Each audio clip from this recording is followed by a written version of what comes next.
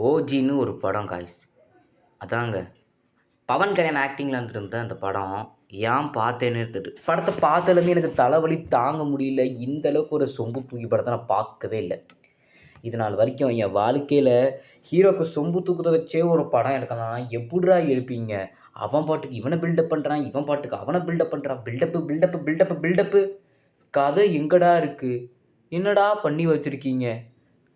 இந்த ஓஜின்னா என்ன தெரியுமா காய்ஸ்?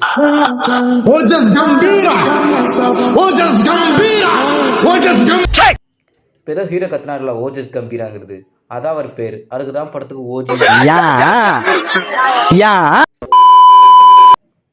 டே மனசாட்சி இல்லையாடா?